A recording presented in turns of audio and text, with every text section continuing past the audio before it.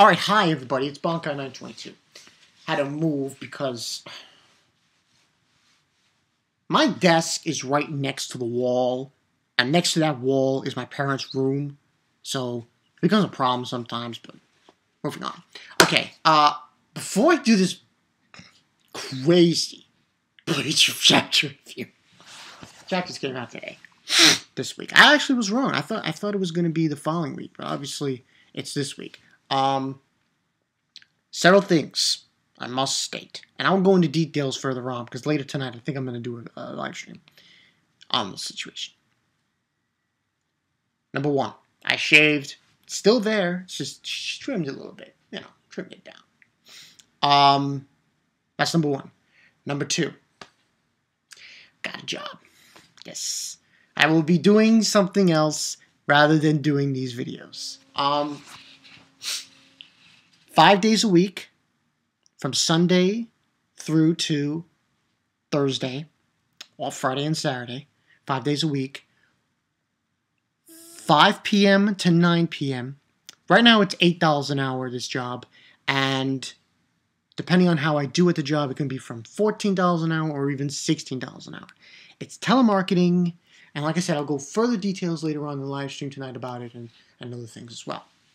So, but I should let everyone know before I start this review, it will not take in to the videos. It will not.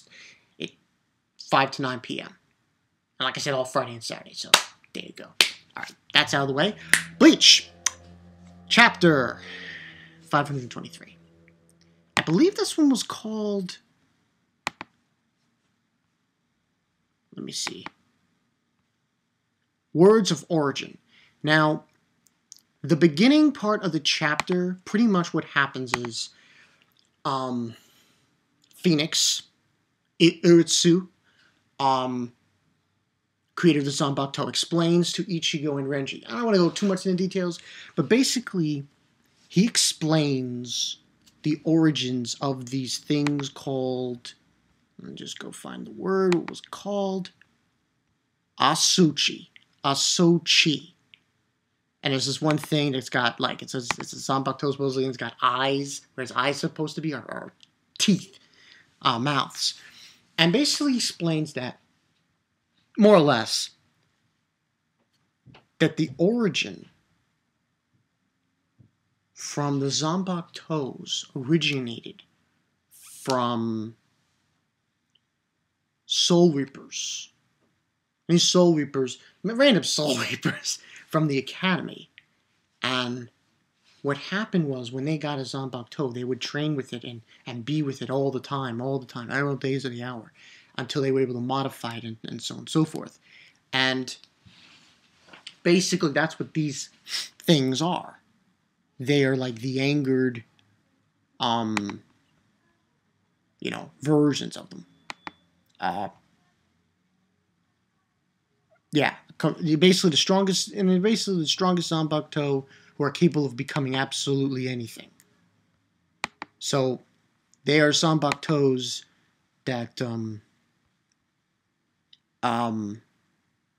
yeah, and as the further they train, the Soul Reapers who are in training, the further and stronger they get, the more they can modify their Zanbakutos from this process.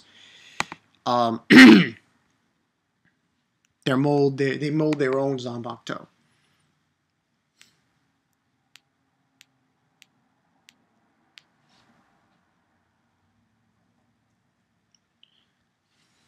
And he explains Uritsu, Phoenix,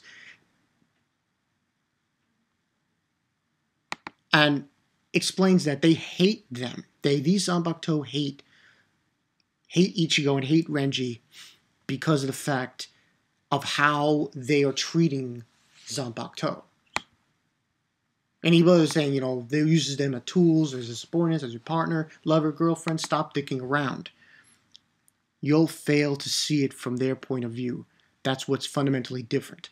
Zanbakuto or Shinigami. Time to decide who's king of the hill, yo. And that's basically his explanation. Who is the master and who is the, subordinate. That's the decision that needs to be made through this training regimen. Now, that unfortunately is not what this chapter is really about. Unohana. I got scared shitless when I saw this scene. When I saw what happened. Oh my god! So we got Soul Society, underground central prison, bottomless floor, nothingness, and we see a door opening, and we see Zaraki, Kenpachi. You know, he says, "Fuck yeah, this is what I call a stage. What did you think?" And he's talking to Unohana, and she's saying that this was an order from Captain Commander, and this is a perfect place to, you know, commence this. It's a nothingness that also stretches out on for infinity. Does this start freely and without inhibition, crossing blades.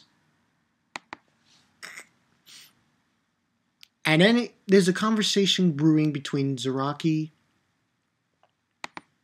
and Unohana, saying how this whole conversation about criminals, otherwise, and saying that otherwise we who aren't criminals would never be given permission to stand in front of these grounds. Who says we are not criminals? And he's basically saying that we're nothing but common criminals for our ability to crack open some skulls.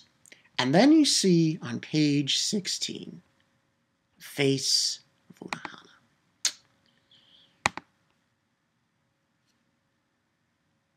Makes me say this.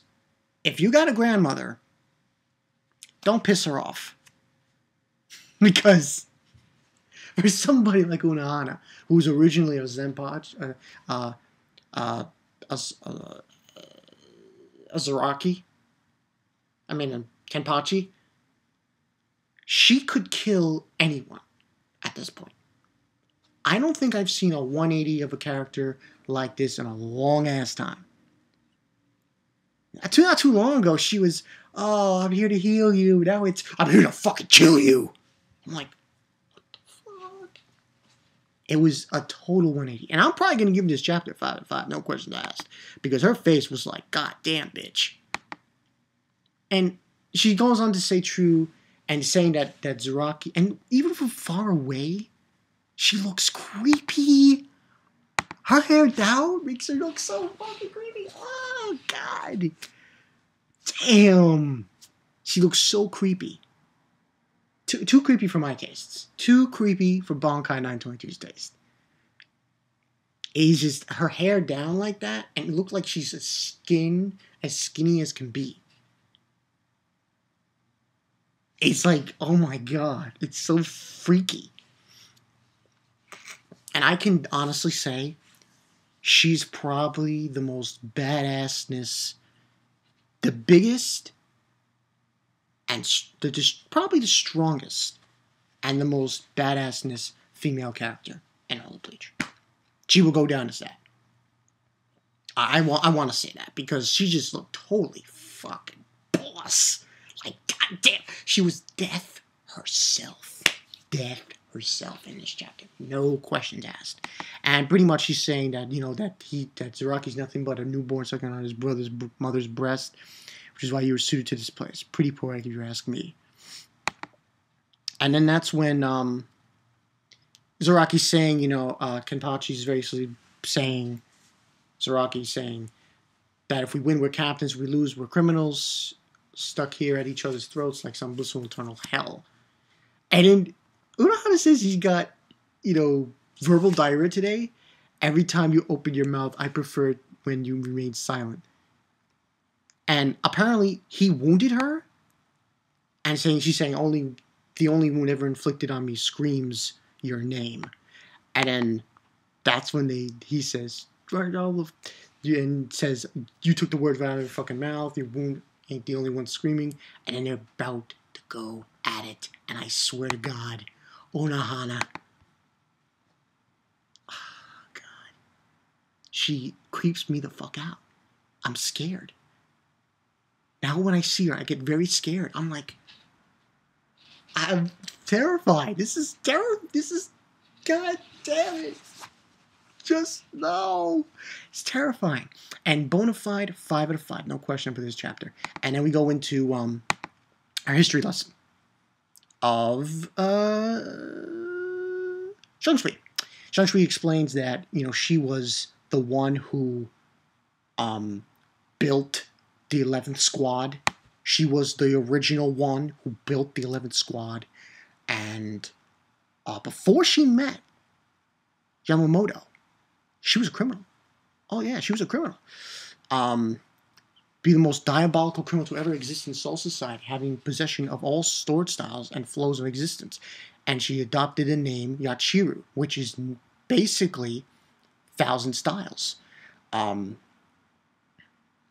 then he basically goes into detail, Shang Tsui, saying that if you go, and it pains me to say this, he says, if you go and swing swords with Kenpachi, zaraki, I fully understand that it'll cost one of your lives. And then that's where it ends. And this is page. Oh, God, there's no color in her eyes. I was like, God damn it. Jesus, Zaraki's like, and all these big class swords. I was like, oh, fuck. Insane. Just unbelievable. Fucking bona fide. This chapter. Unohana. No one can touch her. I'm sorry. I have to say it. Bona fide. No one can fucking touch her. No one. I know, she was supposedly, exposed by that, Korinji. But in this chapter, fuck me. She looked like death itself. Her hair dropped down like that. It looks like she's like one of those and I've seen characters like that where they have black hair and it's really long and it just drapes down like that, almost like they're dead. It looked like she was dead. Like she was death herself. It was such a creepy feeling, creeping outlook. And the fact now that Kubo was bringing this out is so great and so fucking awesome. And I'm probably going to say it. Yes, Bleach was the better chapter this week. No questions asked. Bleach was number 1. Bona fide. Fucking bona fide, man. You guys know it's true. But overall, 5 out of 5, like I said. I can only imagine where it's going to go from here. Because I thought with this new chapter, we were probably just going to get Ichigo and Renji and their training with this situation. But we didn't get that. We got that, and we got this. And I was like, yes! 5 out of 5, no questions asked. Like I said before, I'm going to do a live stream later tonight, probably around 10:30, 11 p.m. Probably 11 p.m. 10:30 maybe. 10:30. Depending on how long this takes to upload. But this chapter, bona fide. Just fantastic. I don't think she's going to die. Unohana, no. In fact, what I think is going to happen is they're going to fight. Unohana might. It'll get really rough, but I don't think she's going to die. But I think she's going to hurt Zaraki really bad. If she's anything to what it was said. And the weird part about it is, when I take a look at her from afar, standing there, like, usually you could tell she's got a big, you couldn't tell. It was like, she's just death. She's death herself. It was just so boss. I was just like, oh. First Kenpachi for the motherfucking win. She's a complete psycho bitch, and I just love it. I love characters like that with that hair, and it was the full